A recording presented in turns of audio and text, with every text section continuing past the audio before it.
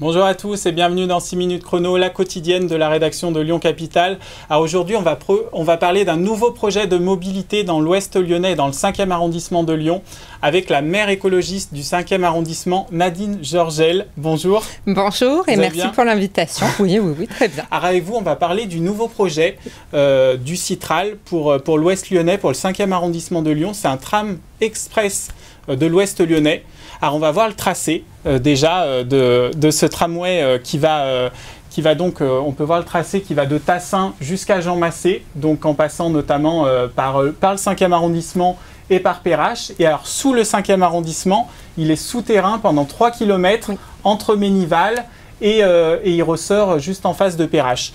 Alors Nadine Georgel, déjà, qu'est-ce que vous en pensez, vous, de ce projet de tram ?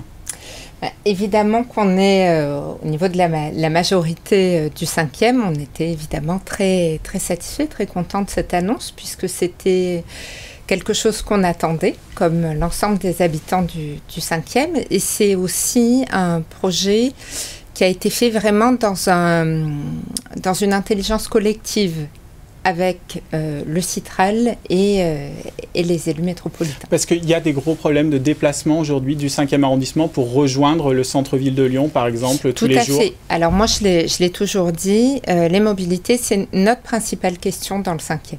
Elle vient avec, il y a le logement aussi, mais la mobilité, c'est notre grosse question, c'est ce qui impacte la vie quotidienne des habitants vraiment très fortement. C'est la première question qu'on vous pose, un habitant du Point du Jour, de Ménival, de Saint-Irénée, c'est les mobilités ? Oui, quasiment. Oui.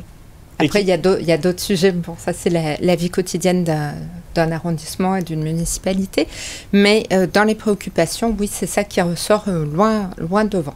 Alors, jusqu'à présent, on a beaucoup parlé d'un projet de métro E qui avait depuis plusieurs années, qui allait de Tassin à Perrache ou à La Part-Dieu en passant par le 5e arrondissement. Finalement, il était abandonné, ce projet de métro E, car trop cher. Et aujourd'hui, on nous propose un tramway, donc le Citral. Pourquoi c'est une meilleure chose, le tram, que le métro ? Alors, moi, je reviendrai sur l'idée de l'abandon d'un projet, puisqu'en fait, il faut quand même dire les choses assez clairement, il n'y avait pas vraiment de projet. C'était une promesse électorale qui était vraiment de l'ordre d'une promesse. Moi, j'invite aussi à reprendre, par exemple, ce qui avait été écrit en 2014 lors de la campagne des municipales. Et on parlait, je pense par exemple à un article de l'Express qui parlait quand même vraiment bien d'une tactique électoraliste sur cette promesse de métro qui finalement s'est pas matérialisée. Surtout dans le projet d'investissement du Citral de la mandature précédente. Parce qu'à un moment, au-delà des mots, il faut que ça soit traduit en actes et en engagement financier. Alors oui, il y a eu des sondages, oui, il y a eu une consultation qui a laissé penser aux habitants que oui, le projet était en route, mais en fait non, il ne l'était pas. Et notamment quand on peut objecter de dire ce projet a pris du retard, non, il n'a pas pris de retard, parce que rien n'était prêt à démarrer. Mais là, ce tramway, parce qu'il est notamment souterrain sous 3 km, donc sous tout le 5e arrondissement de Lyon, il sera souterrain, Ménival, Point du Jour. Donc, c'est quoi la différence entre un métro et un tram souterrain ? Au final, pour la population, il n'y en a pas ? Il n'y en a pas beaucoup.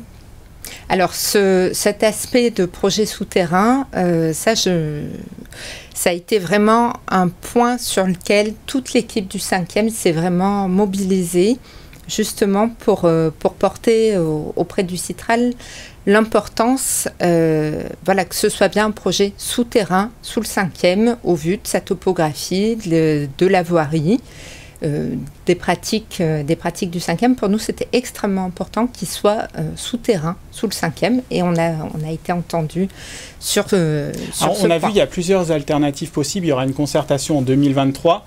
Il y a notamment un passage possible par Saint-Irénée, un autre par Charcot. Où va votre préférence un peu Alors, c'est l'alternative qui a été ouverte au fur et à mesure du développement du projet, c'est effectivement par Charcot. Moi, je ne vous cache pas qu'à ce stade, cette alternative aurait ma préférence par rapport à Saint-Irénée. Saint-Irénée, il y a deux soucis. Il y a un souci pratique, c'est une station qui serait 2 fois la profondeur de Vieux-Lyon, quasiment. Qui est déjà très profond. Qui est déjà très profond, donc il faut le temps de descendre. Et en fait, quasiment le temps de descendre, c'est le temps de prendre le bus et d'arriver à Perrache. Quand on prend le bus à Saint-Irénée, moi je le prends, je suis usagère des transports en commun de manière quotidienne, on met à peu près 6 minutes. Quand on est Trion, Saint-Irénée jusqu'à Perrache, selon la circulation, on est vers 6 minutes. Donc en fait, le temps de descendre, on est arrivé à Perrache. Donc là, il y a une vraie question d'opportunité sur Saint-Irénée. Et en contrepoint, le secteur de Charcot est pas bien desservi.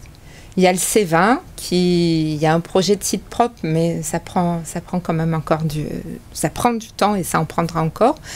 Donc, l'alternative par Charcot, je trouve, est intéressante. Il faudra quand même on a vu avec le téléphérique, avec le métro, pas tout le monde était d'accord. Là, on a vu déjà le maire de Tassin, la maire de Sainte-Foy-les-Lyons, le maire de Francheville exprimer de grosses réserves sur ce tramway. Il va falloir trouver un compromis, mettre tout le monde autour de la table, cette fois enfin, pour que le projet soit réalisé.